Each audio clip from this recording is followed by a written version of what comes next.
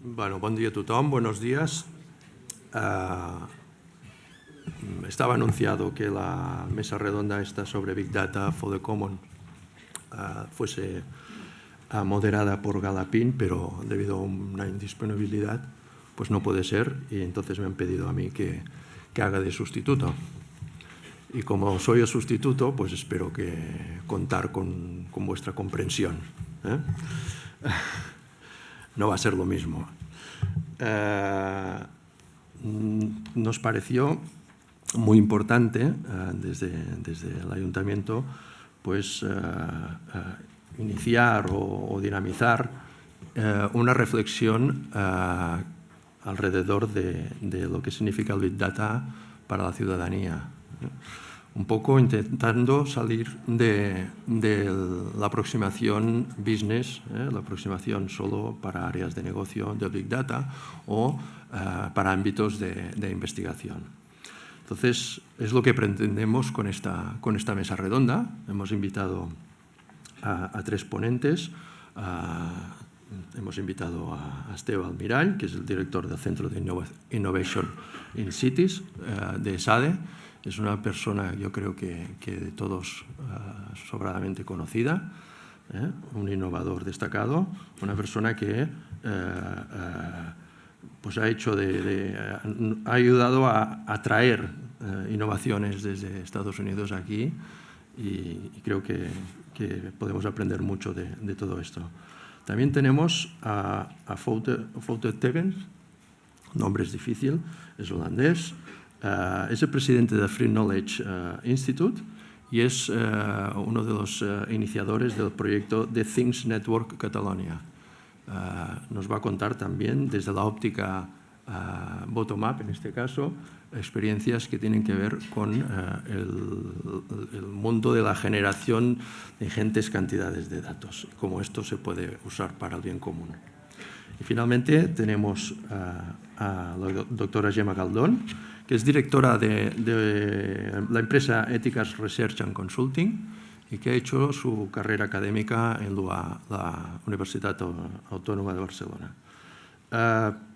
Yo creo que vamos a disfrutar con los tres ponentes. Son tres personas muy distintas que nos hemos atrevido a poner juntos en esta mesa para iniciar este debate, que somos conscientes de que no se cierra con una mesa, ni mucho menos, ¿no? La intención es esa, es empezar a abrir también esa vía de diálogo y reflexión alrededor del Big Data para Common Goods.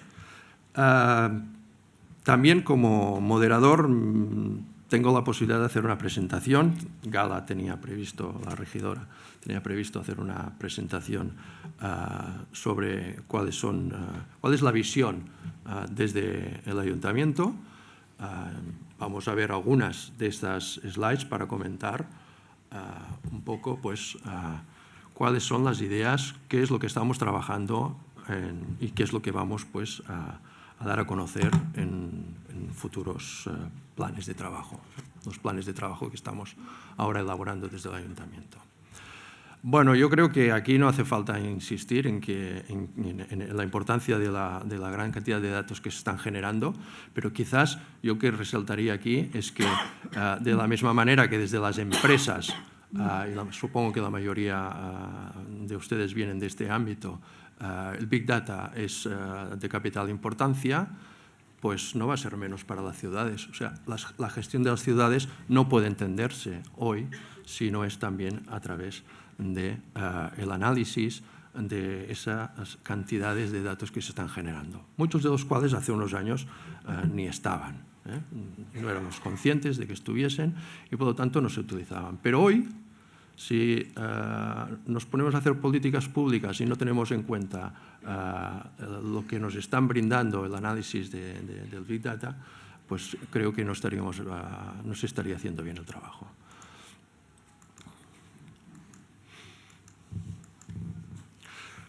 El Ayuntamiento de Barcelona, también lo saben ustedes porque ha salido muchas veces en la prensa, es un ayuntamiento destacado en cuanto a su posicionamiento en Smart Cities. Es un ejemplo en todo el mundo.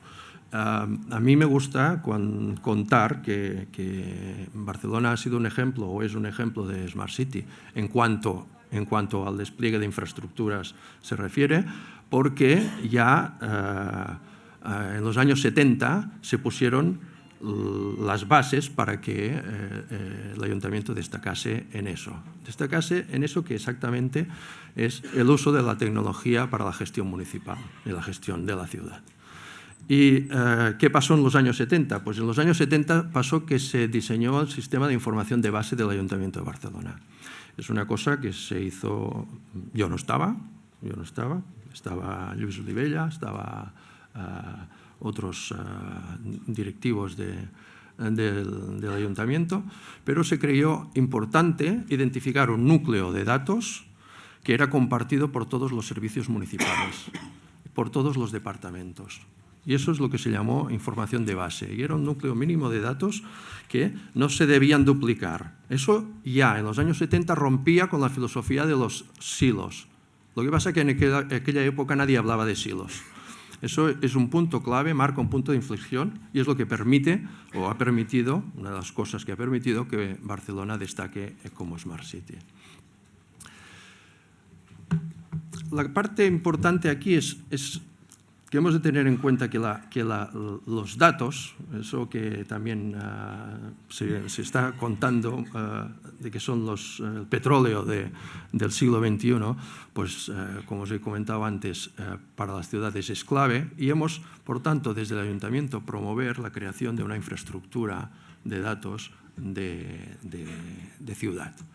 Esta infraestructura de entrada choca, y quiero mostrar esa diapositiva, choca con el tema de quién es el propietario de los datos, ¿no? Una cuestión que quizás podríamos debatir aquí en esta mesa es si los datos que genera el ciudadano o la sociedad de la información son datos del ciudadano o son del prestador de servicios.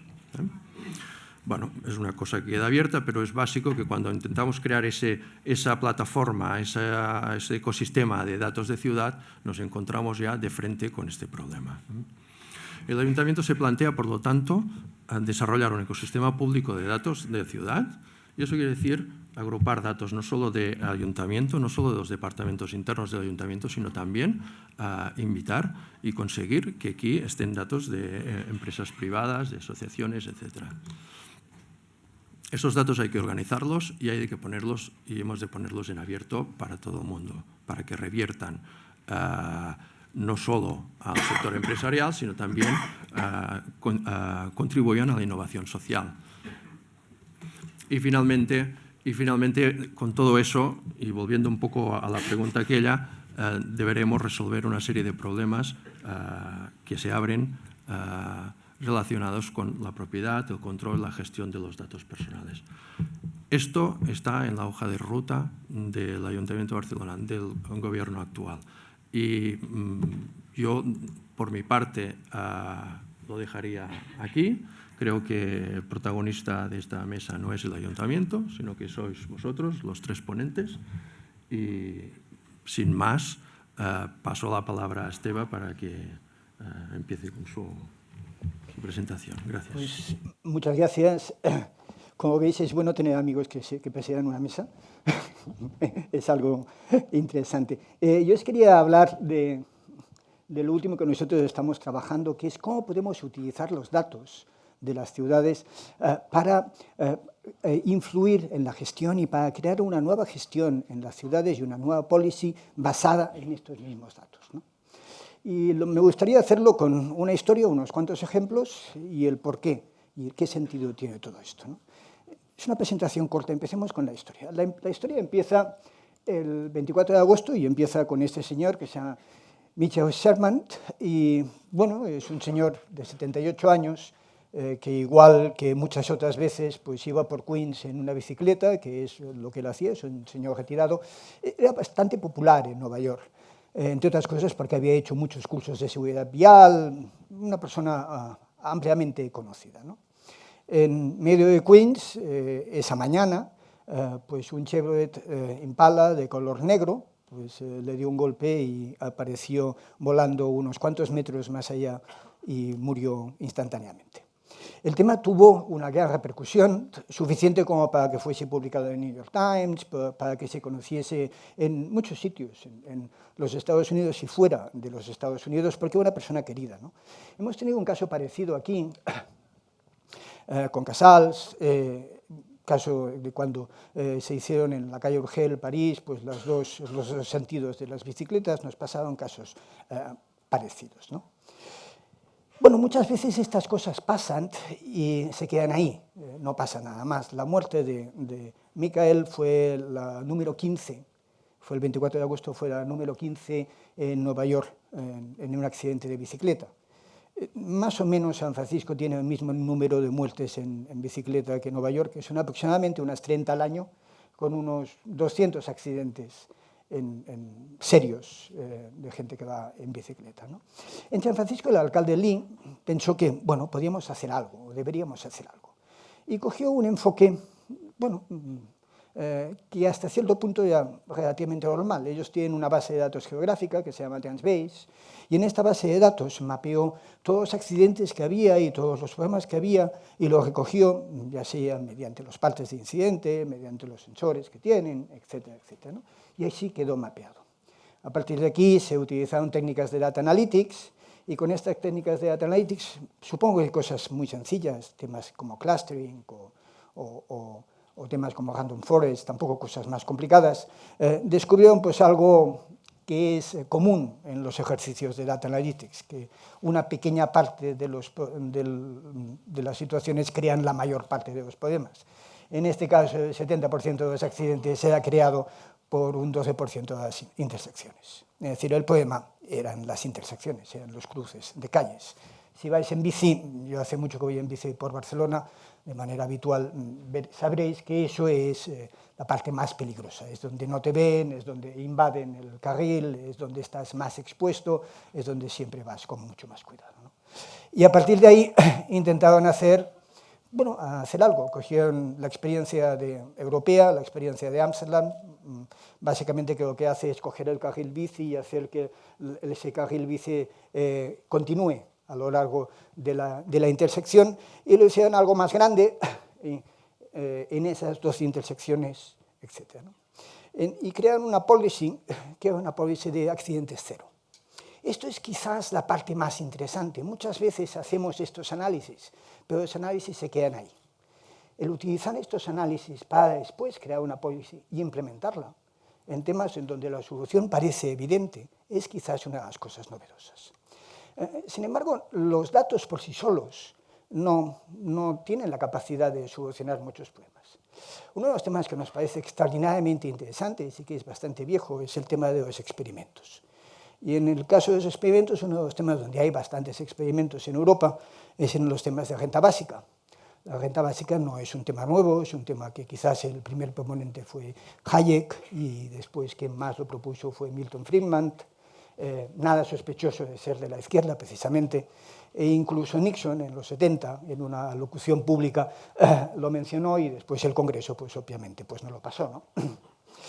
En Finlandia, el tema de la renta básica están haciendo experimentos y experimentos importantes, ¿no? En Finlandia el soporte para la renta básica es aproximadamente el 70% de la población, que no quiere decir que el 30% estén en contra, a pesar de lo que muchos políticos españoles entienden este tipo de estadísticas. Es decir, hay un porcentaje que simplemente no contesta y otro porcentaje que les parecerá bien pero de otra manera, etcétera, etcétera. El 70% es un número muy importante. Y bueno, están haciendo un experimento durante el 2017 y 2018 con 2.000 personas, con un experimento pequeño de 600, más o menos 600 euros, reemplazando algunos de los soportes que ellos tienen, sin el tipo habitual de renta básica, no questions asked, etc., ¿no?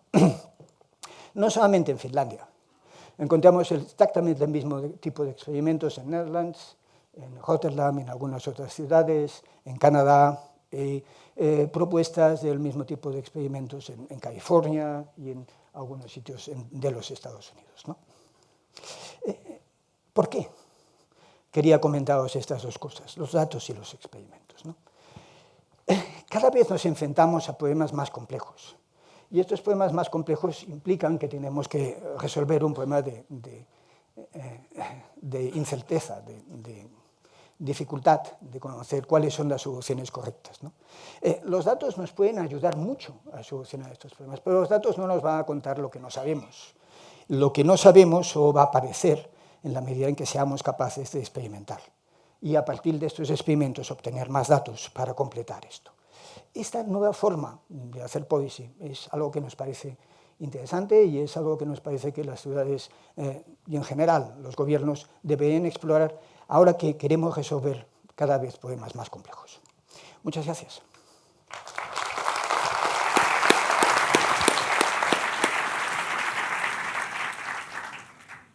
Buenos días. ¿Se me oye bien? ¿Sí? Sí.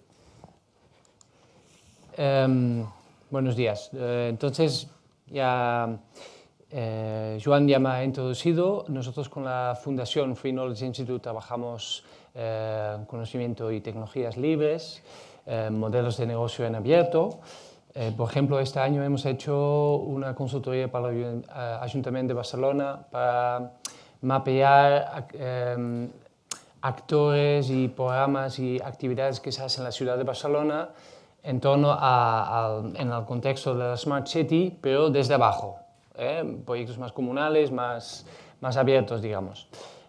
Y nos ha sorprendido que hemos descubierto centenares de proyectos muy interesantes. O sea, no salen cada día al periódico, pero hay muchas cosas interesantes de aquí.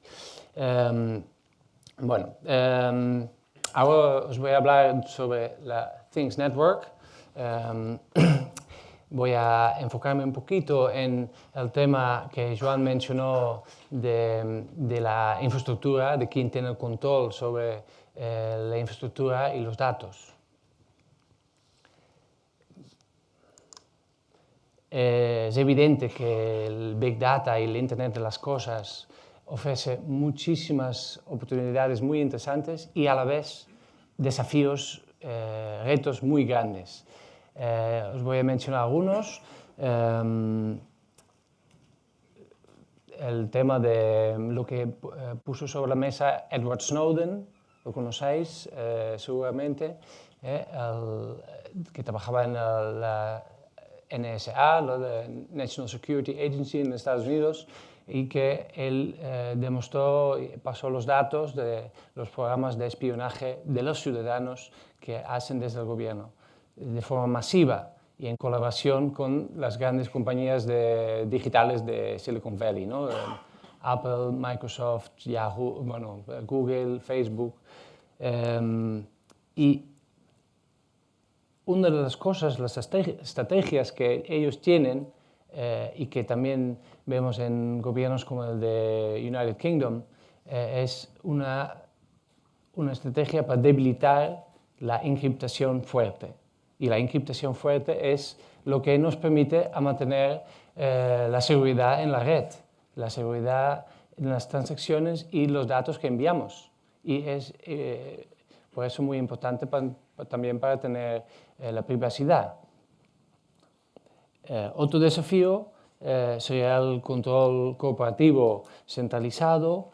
Si solo miramos el caso de Endesa, que controla los datos de los contadores inteligentes, ellos tienen acceso, tienen una base de datos importante con los datos en tiempo real o casi de nuestros consumos eléctricos, y en esta base, con algoritmos pueden medir cosas muy interesantes. Por ejemplo, cuando no estamos en casa, si alguien accede a esta base de datos, te puedes imaginar qué riesgo para tu casa significa. Y eso es solo uno de los riesgos. Un otro problema sería la obsolescencia, que esas tecnologías del Internet de las cosas están evolucionando cuando hablamos, ¿no? Mañana ya hay nuevas chips y nuevas tecnologías y es un desafío ecológico, que cada año vamos tirando muchos productos. En este caso,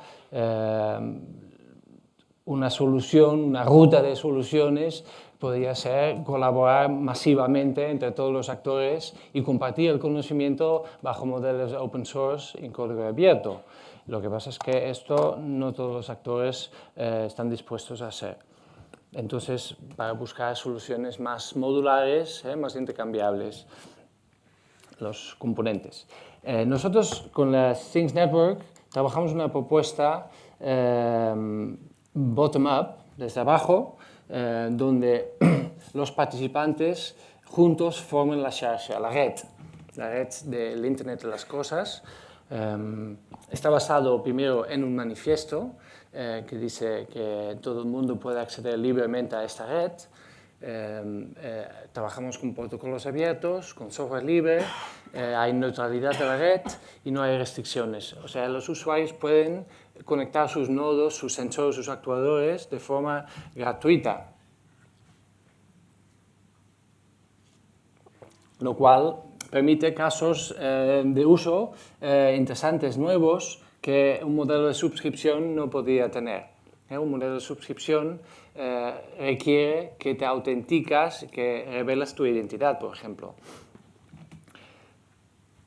Y este Things Network empezó el año pasado, en verano, en Ámsterdam, cuando varias gente ahí se dieron cuenta de que las tecnologías para cambiar y construir nosotros mismos una red para los sensores de larga distancia y poco consumo de datos y de energía, ya tenemos estas tecnologías de radio, pero no se están haciendo de forma privada. ¿Por qué no trabajamos juntos?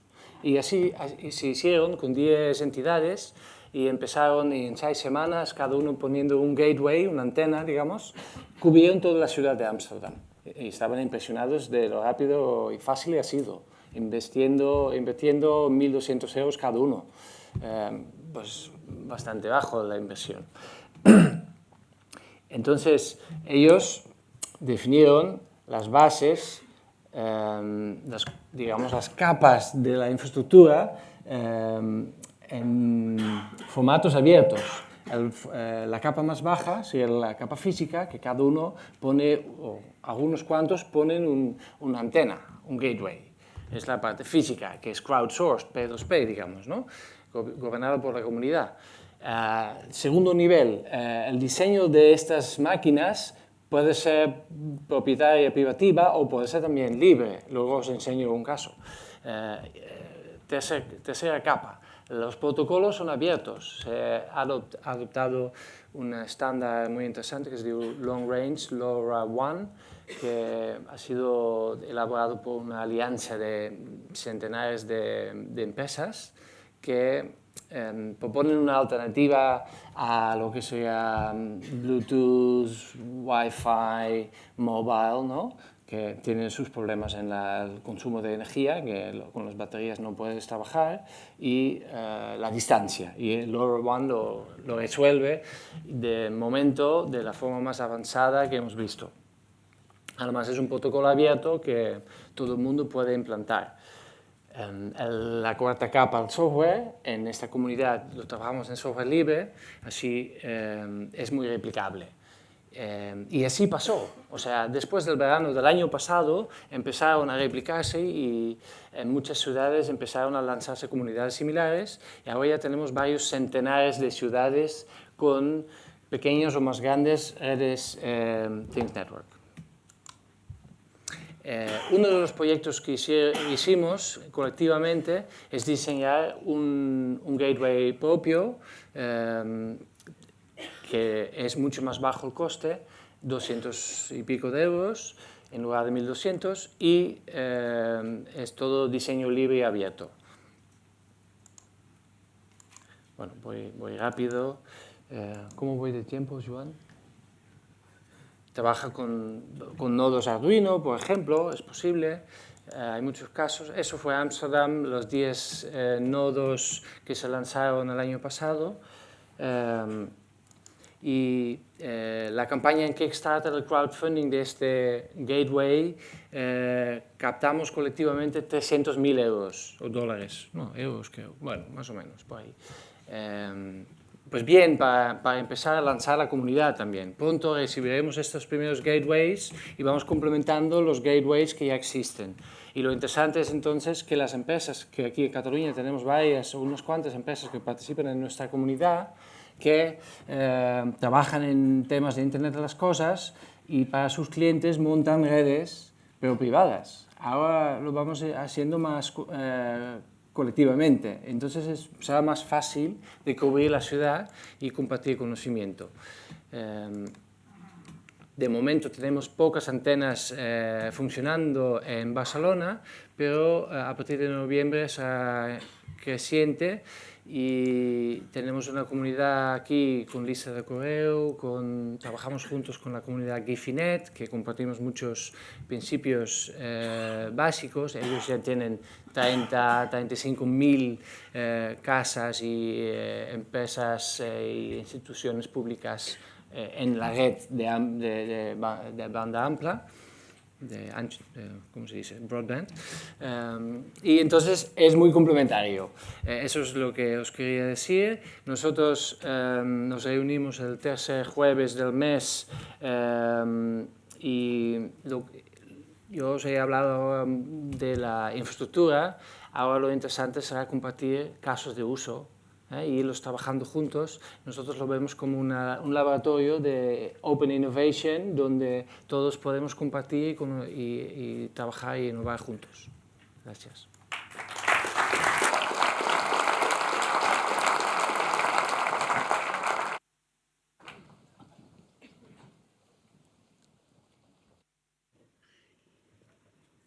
Buenos días.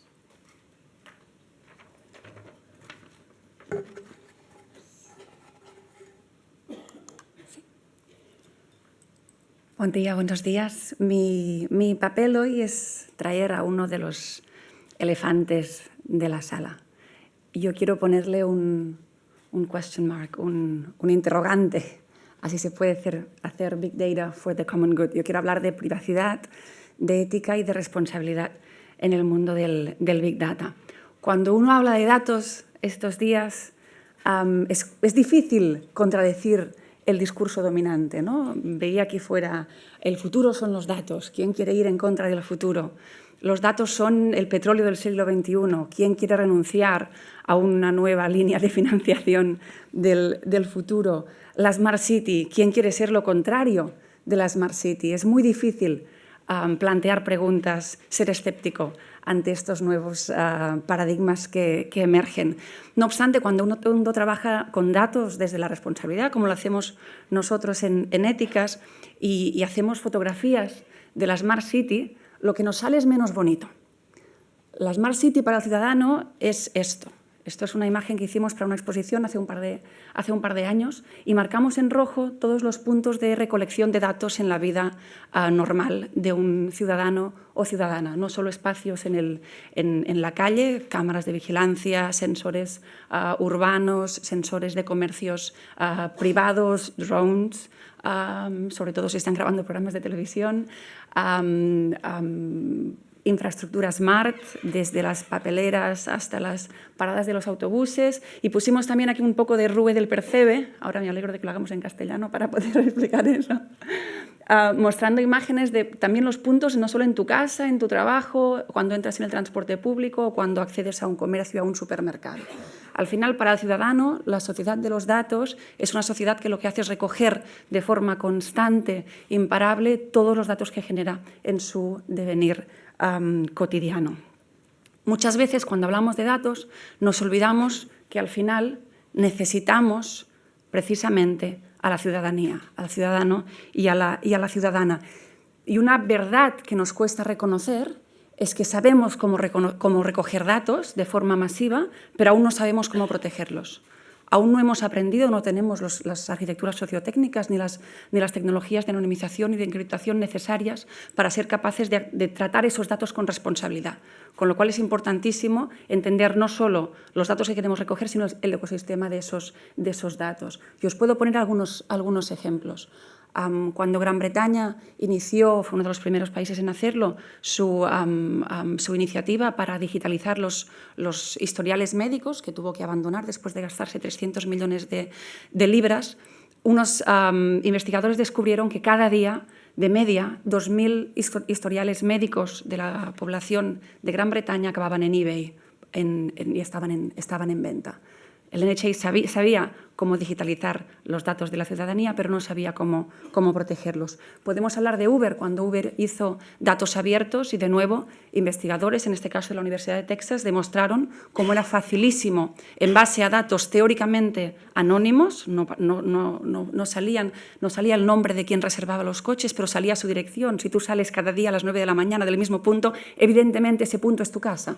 Es muy fácil reidentificarte, desanonimizarte, con lo cual, incluso cuando utilizamos datos anonimizados, muchas veces ponemos en riesgo la privacidad de las personas. En este caso, se podía desanonimizar a muchísimas personas famosas, por ejemplo, y el estudio de la Universidad de Texas lo demostraba así. Casos un poco diferentes, el tema del coche autónomo. Cada muerte en coche autónomo tiene un impacto social mucho mayor que las muertes en coches tradicionales, en coches no autónomos, con lo cual tenemos un problema de aceptabilidad social, o aprendemos a gestionar las bondades y las debilidades del coche autónomo, o es posible que la gente acabe no confiando en estas nuevas tecnologías. O la última imagen, las spy bins, lo que se llamó las spy bins, las papeleras espías que Londres tuvo que retirar del espacio público después de que la prensa relatara que las spy bins sí te daban wifi, pero a cambio de que les entregaras todos tus datos y de crear un modelo de negocio en base a la publicidad personalizada. Podría extenderme muchísimo con casos de fracasos vinculados a la privacidad y a la falta de estudio de impacto de la tecnología. Podría hablar de los smart meters en Holanda, que levantaron ya en 2005 un debate brutal, llegando a cambiar la normativa europea. Podríamos hablar de Google Glass, que tenía que ser el estándar para hoy, teníamos que ir todos con Google Glass, y desapareció porque sencillamente la gente no lo aceptó, con lo cual es evidente que hay una necesidad clarísima de empezar a entender la tecnología no solo como tecnología, sino también en su entorno, sin olvidar jamás que toda esa sociedad, todo este petróleo del que hablamos, si los datos son petróleos, los mamuts son las personas. La base, quien genera los datos con los que todos queréis trabajar, son personas, ciudadanos y ciudadanas con derechos, con expectativas, y que también pueden acabar siendo clientes. ¿Cómo reponemos al ciudadano y a la ciudadana en el centro de ese paradigma tecnológico? ¿Cómo evitamos un riesgo gravísimo, que es lo que yo llamo el despotismo de los datos? Que es decir, que lo hacemos todo por el pueblo, con los datos del pueblo, pero sin el pueblo. Todo por el ciudadano, con los datos del ciudadano, pero sin el ciudadano.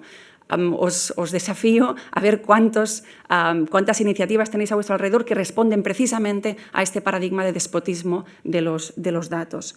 También es importante que seamos más realistas cuando vendemos tecnología. Decimos, y se dice mucho aquí fuera, lo hemos dicho hoy en la mesa, los datos nos permiten tomar mejores decisiones.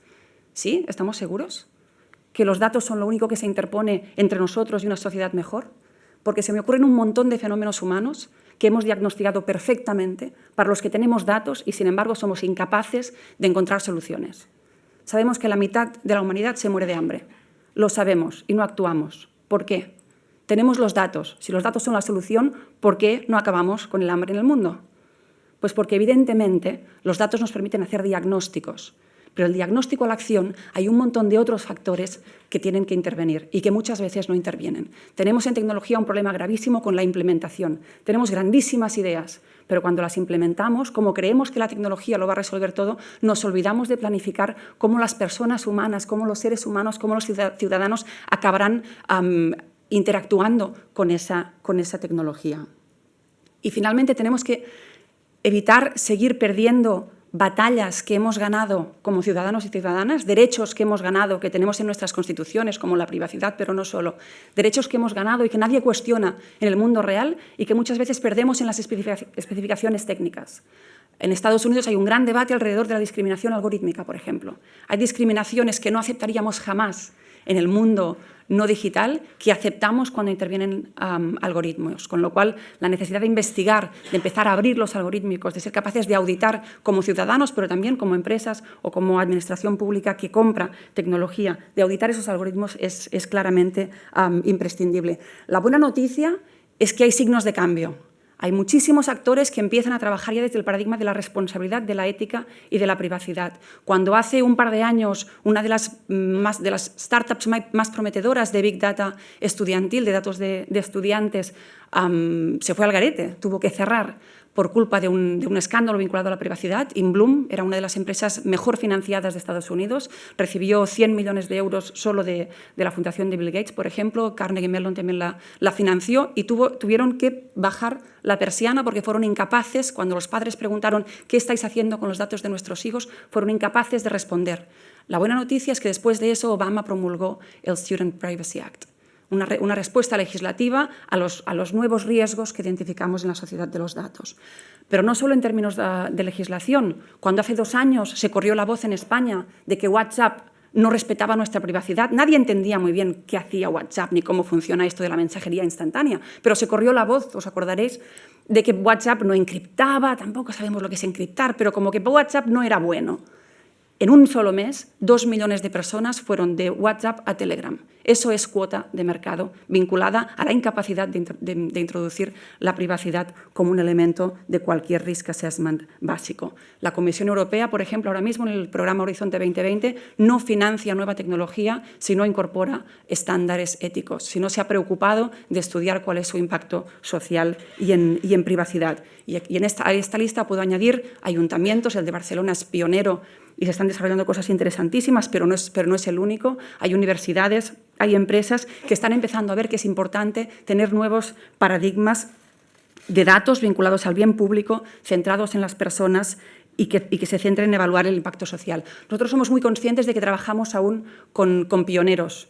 Mucha gente sigue sin ser consciente o sin querer ser consciente de que la privacidad y la responsabilidad van a marcar el futuro de los datos. Pero si en un año hemos pasado de 5 personas a 50, es clarísimo que los pioneros son cada vez más. Y al final quien se va a llevar el mercado será quien sea capaz de convencer al ciudadano de que sus datos son tratados con la responsabilidad y con el cuidado que merecen. Quien sea capaz de innovar en anonimización, en ciberseguridad, en protección de los datos y en generar confianza con el ciudadano o ciudadana, con el cliente, con el usuario, será quien se lleve ese mercado de los datos. Gracias.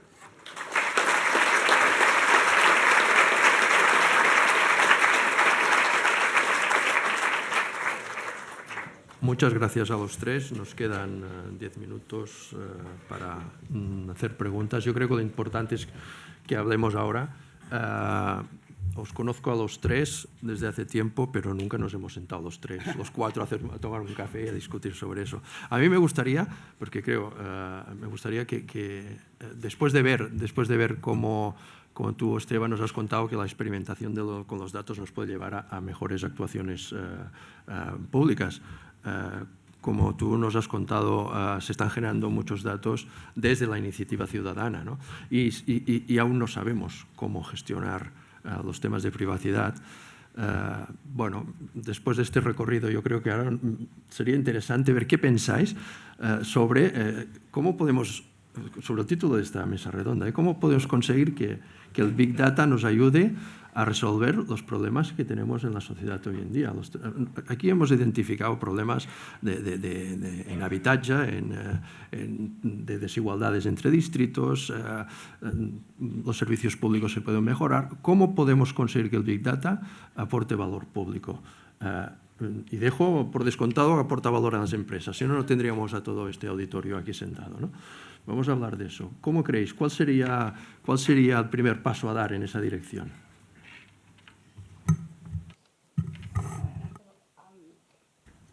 Uno de los errores o de las disfunciones que más vemos cuando trabajamos con algunos clientes es una cierta tendencia a empezar con los datos. Y es una de las dinámicas que intentamos cambiar al principio. El dato tiene que servir para algo. La utilización del dato como algo instrumental creo que es el primer paso hacia un uso responsable de los datos. Tienes que tener un problema Y a través del diagnóstico de ese problema, la tecnología puede ser una de las soluciones. Y tienes que valorar como decididor, público o privado, si esa es la mejor solución. Pero tendemos muchas veces a, como tenemos una tecnología, tenemos una solución tecnológica, vamos a buscar un problema. Vamos a inventarnos un problema. Ser capaces de revertir eso, empezar a utilizar los datos para que nos ayuden a solucionar problemas que tenemos diagnosticados, es decir, no vender humo, no buscar problemas, sino poner los datos al servicio de los problemas que hemos identificado. Y eso sirve para hacer datos para el bien común, para el bien público, pero también a nivel de empresas. Al final es good policy making, no tiene mucho secreto. Pero es verdad que con la tecnología, como tendemos a pensar que siempre funciona, que siempre va bien, que siempre aporta valor, nos es a veces difícil cambiar esa relación y empezar a pensar a partir del problema y no a partir de la solución tecnológica existente. ¿Cómo lo ves, Esteban?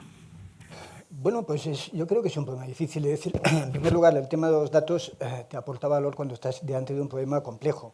Tenemos muchos problemas que pueden ser complicados, pero poco complejos. El problema típico de la economía es un problema de redistribución de la renta. Este es un problema clásico, ¿no? Esto no tiene nada de complejo, no te hace falta ningún dato. Tienes que saber cuánta renta tienes que distribuir y a partir de ahí ver cuál es el tipo de impuesto que tienes a las rentas más altas y a las rentas más bajas y distribuirlo. No te hacen falta muchos datos. No todos los problemas necesitas una cantidad de datos, pero hoy en día buena parte de los gobiernos se enfrentan a problemas mucho más complejos. Es decir, no se trata de un problema clásico de redistribución, sino se trata de, promocionar desarrolladores que hagan civic tech en un entorno donde eso no existe. Bueno, pues eso no es tan fácil, eso no es tan inmediato. Y ahí hay que experimentar más, hay que tener más datos, porque no hay una solución fácil, muchos actores con objetivos contrapuestos, etcétera, etcétera, ¿no? Y ahí es donde tenemos los datos. Una cosa que normalmente funciona en policy es copiar.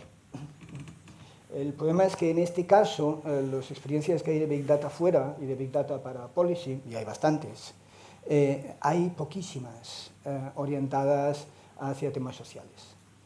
Los temas de Big Data nacen en Estados Unidos y se orientan a temas de redistribución de la policía, nacen en Chicago, y ahí tienes una experiencia importante porque para ellos es un problema importante, es decir, si la gente tiene AK-47 en casa, pues claro, pueden pasar cosas, ¿no? Pero claro, este no es nuestro problema, precisamente, ¿no? Entonces, no tenemos una cantidad importante de ejemplos previos de los que copiar para hacer Big Data para temas sociales, y esto representa un problema importante, ¿no? Por lo tanto, hay que innovar en ese campo. El reto está precisamente en cómo innovar y utilizar estos Big Data para temas sociales, que es algo que es no completamente inédito, pero bastante inédito. Pues una de las cosas que tú habías dicho en tu presentación, Esteve, es estamos ante sistemas complejos, ¿no? Me recuerdo cuando, bueno, yo no había nacido todavía, pero cuando nació Internet en los años 50, se definía la arquitectura, se ha ido diseñando la arquitectura del Internet como una red descentralizada. Y esto se hizo con el objetivo específico para hacerlo más fuerte contra ataques que estaban en la Guerra Fría, ¿se recuerdan? Y entonces, si buscamos patronos que han funcionado, digamos, han tenido éxito, podemos mirar a estos ejemplos, cómo ha crecido la Internet original, que por cierto hoy día se ha ido centralizando con Google y Facebook y WhatsApp. Pero esta arquitectura descentralizada basada en protocolos abiertos permite esta innovación de pequeños actores. Entonces evita o puede evitar infraestructuras súper centralizadas con todos sus problemas a muchos niveles. Creo que es importante para la ciudad democrática y para la Smart Citizen, o sea, la nueva fase de ciudad inteligente, ¿no?, que estamos entrando, que hay un enfoque en el control del usuario, o sea, los usuarios y las usuarias tienen una parte importante en en el hacer, en el producir estas nuevas redes y estos datos. Obviamente tiene sus problemas porque todavía pueden tener incentivos para someter esos datos a la gran compañía que les ofrece una póliza de seguridad más barata. Entonces también necesitamos políticas públicas de protección de los derechos civiles y también tenemos que pensar en los modelos de transformación económica, ¿no? Creo que Esteve también se refiere a estos. Entonces, bueno, podemos aprender mucho de los modelos de negocio en abierto que conocemos de la Wikipedia, del Linux, de muchos casos ahora del Internet de las Cosas, donde hay mucho diseño libre y abierto, donde hay muchas ganas y muchos casos de ya colaborar entre diferentes actores industriales y actores más ciudadanos. Bueno, yo creo que esa es una apuesta que os sugiero. En esta línea, a mí hay un tema que me parece sumamente interesante, que es lo que se está empezando a llamar Policy 2.0, de Grossman y otra gente. Y básicamente la idea es, en un mundo en donde las plataformas juegan con datos, las administraciones tendrían que tener una cierta transparencia sobre lo que pasa en estas plataformas y los algoritmos que están detrás de esas plataformas. Porque sin esa transparencia es imposible garantizar ni el bien común ni el respeto a las libertades de los ciudadanos, ¿no? Entonces, ahí hay un montón de propuestas diversas que van desde APIs hasta... Pero bueno, es una línea que a mí me parece muy interesante y yo creo que parte del futuro está por ahí. Claro. Muy bien. Pues no sé si tenemos tiempo. ¿Tenemos tiempo para más preguntas? No, pues